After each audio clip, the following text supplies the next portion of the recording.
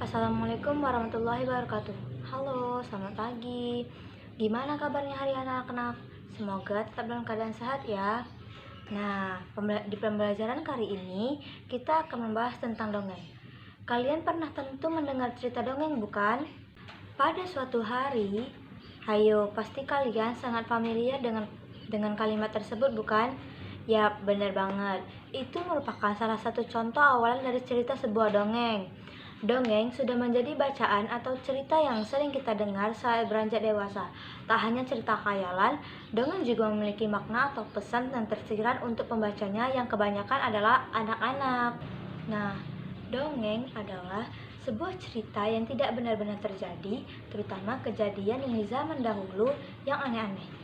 Bisa disimpulkan bahwa dongeng merupakan cerita rakyat yang fiktif atau khayalan dengan tema-tema yang imajinatif dan sering tidak masuk akal.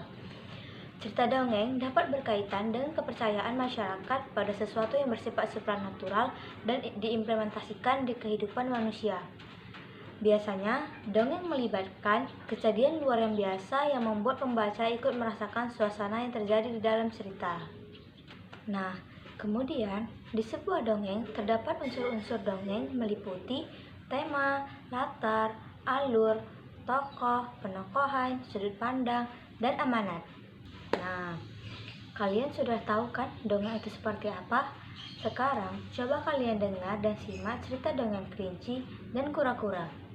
Pada suatu hari, ada seekor kelinci yang sangat sombong. Ia menyombongkan diri sebagai kelinci yang paling baik sedunia.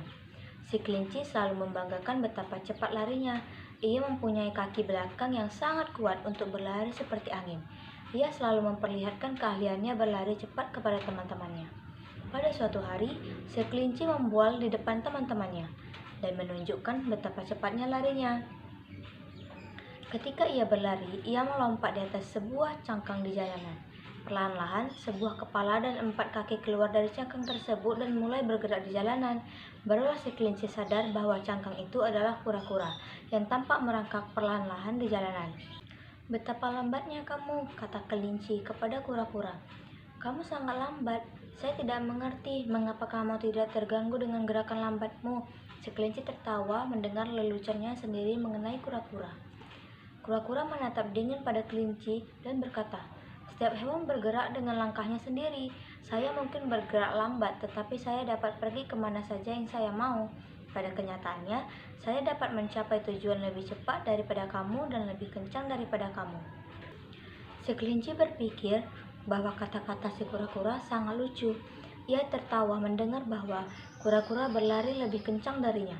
"Tidak mungkin," kata si kelinci. "Bagaimana mungkin? Kamu lebih cepat dari saya. Saya dapat berlari secepat angin, sementara kamu merangkak sangat lambat, sehingga sulit dikatakan bahwa kamu bergerak lebih cepat dari saya. Saya mau lihat." Si kelinci kemudian menantang si kura-kura untuk lomba lari, sehingga mereka akan lihat siapa yang lebih cepat. Lomba lari akan diadakan keesokan harinya. Setiap hewan ingin melihat perlombaan lari antara si kelinci yang cepat dan si kura-kura yang lambat. Serigala yang menghitung mundur saat mulai perlombaan. 5, 4, 3, 2, 1, lari! Dengan satu loncatan, si kelinci dengan cepat hilang dari pandangan mata. Si kura-kura melangkahkan kakinya perlahan-lahan, selangkah demi selangkah, sementara tatapan matanya terus bertuju pada jalan di depannya. Si kelinci berlari sepanjang jalan setiap kali melihat kerumunan penonton di pinggir jalan. Ia membalikkan tubuhnya dan melambaikan tangannya. Ia ingin mereka tahu siapa yang paling cepat larinya. Jauh-jauh di belakangnya, si kura-kura terus melangkah, selangkah demi selangkah dengan lambatnya dan matanya yang terus menatap jalan di depannya. Tidak lama kemudian, si kelinci tiba pada suatu tanda di jalan. Tanda itu menunjukkan bahwa ia sudah berlari setengah jarak antara garis start dan finish.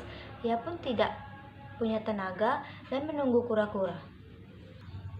Si kelinci berpikir, "Saya sudah jauh di depan dan si kura-kura sangat lambat, sehingga ia masih sangat jauh di belakang. Perlu waktu lama bagi kura-kura untuk sampai di sini. Saya kira saya dapat berbaring dulu di sini dan beristirahat sebentar di bawah sinar matahari yang sangat hangat. Masih banyak waktu untuk memenangkan pertandingan ini saat saya bangun nanti." Sementara itu, Kura-kura terus merangkak, perlahan-lahan tanpa berhenti. Ia terus bergerak, waktu terus berlalu. Si kelinci masih tertidur dengan lelapnya. Dengan perlahan-lahan dan mantap, si kura-kura meneruskan langkahnya. Tanpa beristirahat, ia bergerak pelan-pelan sepanjang jalan. Akhirnya, si kura-kura melewati si kelinci yang masih tertidur di tepi jalan. Si kelinci tertidur lelap sehingga ia tidak mendengar saat si kura-kura melewatinya. Ketika kelinci terbangun dari tidur lelapnya, ia melihat ke arah belakang untuk mengetahui keberadaan si kura-kura. Namun, ia tidak melihat kura-kura berkata, "Ternyata si kura-kura lebih lambat yang saya kira. Mungkin baru tengah malam ia tiba di garis finish." Si kelinci merenggangkan kakinya dan kembali ke jalan untuk melanjutkan perlombaan lari. Si kelinci berlari menaiki bukit, kemudian ia melihat pemandangan menakjubkan. Di garis finish, tampak si kura-kura. Penonton bersukaria karena si kura-kura memutuskan pita garis finish.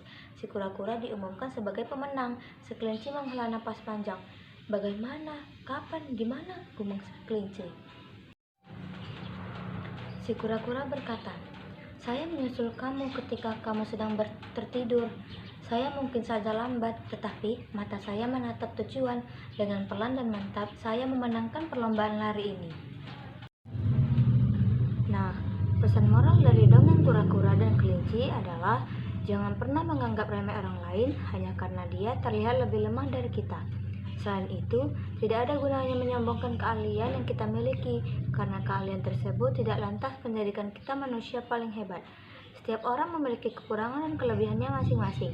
Kesombongan suatu saat pasti akan dikalahkan dengan kerendahan hati. Baiklah, sekian pembelajaran kita kali ini. Semoga bermanfaat bagi kita semua. Saya akhiri. Wassalamualaikum warahmatullahi wabarakatuh.